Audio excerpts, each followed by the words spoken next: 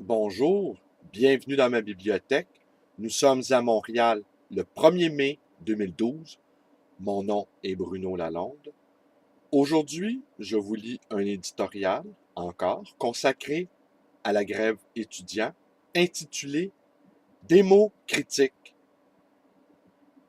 Je fais cet éditorial devant un tableau de Luc Guérard, un magnifique tableau que les amateurs de mes vidéos ont pu voir à l'arrière-plan. Et là, voici, je vous le présente en plein écran. J'espère que l'image est bonne. Et ce tableau de Luc Guérard s'intitule Le chaman. C'est visiblement un chaman plein de feu, plein d'énergie, plein de colère, déterminé lui aussi, à aller affronter les forces néolibérales. Comme le disait Pierre Trudeau, qui citait Boileau, la valeur n'attend pas les années.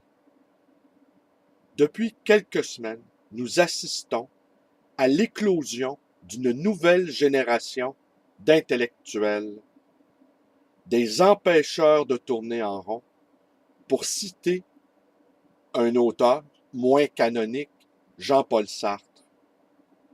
Ils s'expriment bien et ils ont les idées claires, mais surtout, ils ont introduit dans la cité un cheval de Troie, celui de la dissidence organisée, de l'insurrection civique. J'ai dit ailleurs que les étudiants avaient gagné. Sans doute me suis-je laissé emporter par une ferveur retrouvée. Ils ont réveillé en moi un enthousiasme pétrifié par 30 ans de cynisme organisé. Nous savons tous que la hausse des frais de scolarité est un cheval de Troie, qu'à l'intérieur de ce cheval, des sujets qui fâchent. Qui a un peu côtoyé les pontes des HEC, à part quelques exceptions? Souvent, ces gens sont incultes et arrogants. Ils pensaient gérer tranquillement ce monde et ils devront composer avec une compétition qu'ils n'avaient pas vu venir, nous.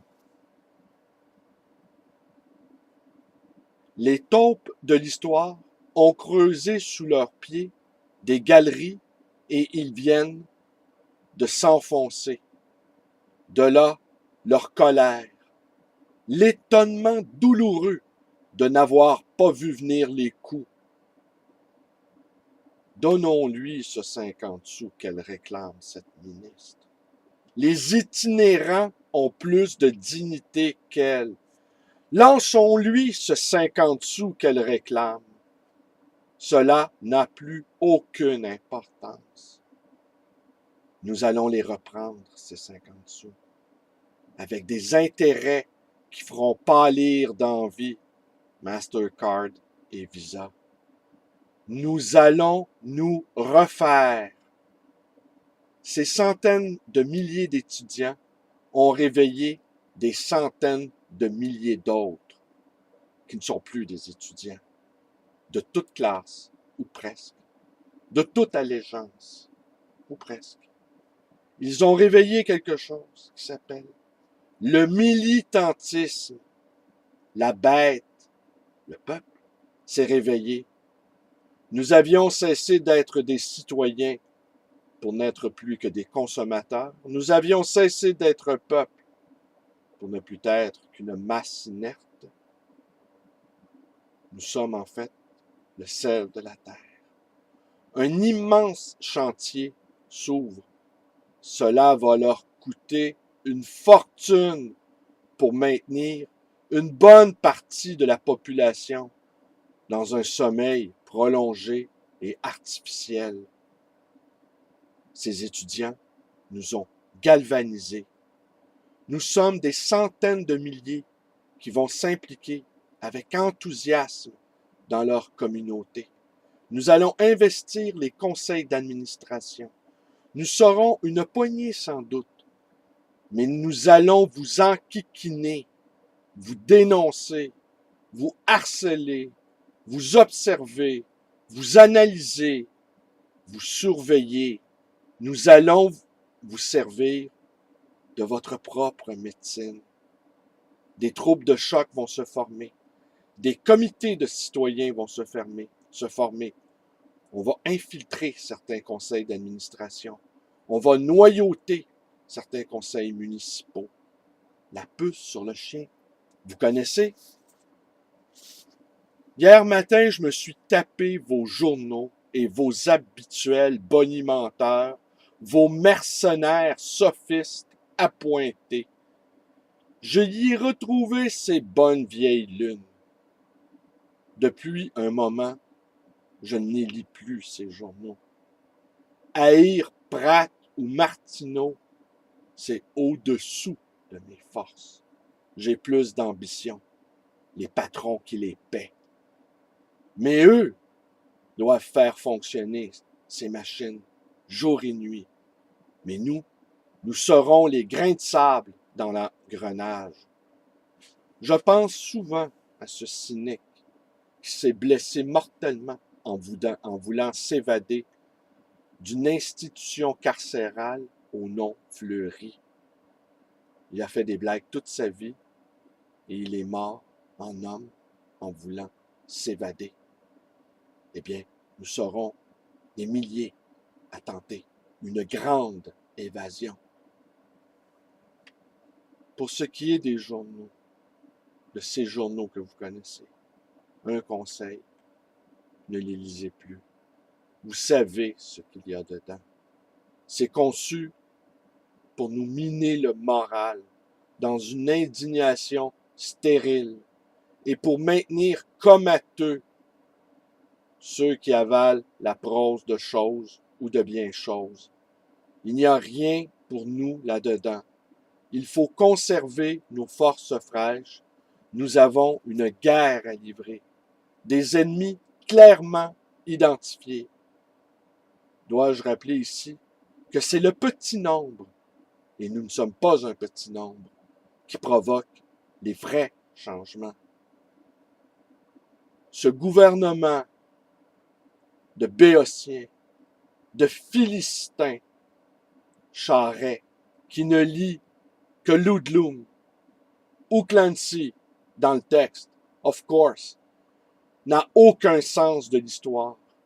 Il croyait, le pauvre, que l'histoire était finie, que le libéralisme économique était la fin de l'histoire. Et voilà que surgit de nulle part une jeunesse qu'il n'avait pas vu venir dans son rétroviseur.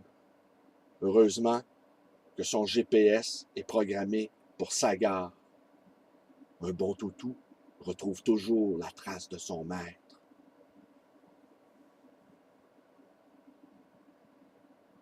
Mes vidéos vous plaisent? Eh bien, vous pouvez vous y abonner à ma chaîne YouTube, B. Lalonde 100. Vous pouvez également devenir un camarade Facebook, une camarade Facebook. C'est très agréable, ces réseaux qui se forment. On n'est plus seul, hein? C'est bien plus amusant de communiquer les uns avec les autres, s'envoyer des liens, se téléphoner, se retrouver même dans des lieux publics, de regarder la télé, de regarder leurs programmes insipides. Ils vont avoir beaucoup de travail pour nous ramener sur nos sofas, je pense. Alors, vous pouvez me téléphoner à ma librairie, 514-736-0999. Je suis une place publique. Je suis toujours de tout cœur avec ces étudiants que je ne vois pratiquement plus. C'est normal. Ils apprennent les choses à la vie. Ils apprennent le combat politique. Et ils nous réveillent tous. C'est ça le vrai enjeu, hein? On le sait bien. Alors ça, on va s'attaquer à d'autres sujets. Les gaz de schiste, le plan Nord, la corruption libérale, le financement des partis. Et pourquoi pas le financement des écoles privées aussi. Comment ça se fait qu'on paye tous pour des écoles privées? Il m'apparaît curieux que cette question-là soit évacuée du débat. Il me semble que c'est important, ça. Pourquoi tout le monde paie pour une classe de privilégiés qui nous réclame, qui vous réclame à vous, étudiants et parents, le petit 50 sous, le petit 50 sous de la misérable Lynn Beauchamp.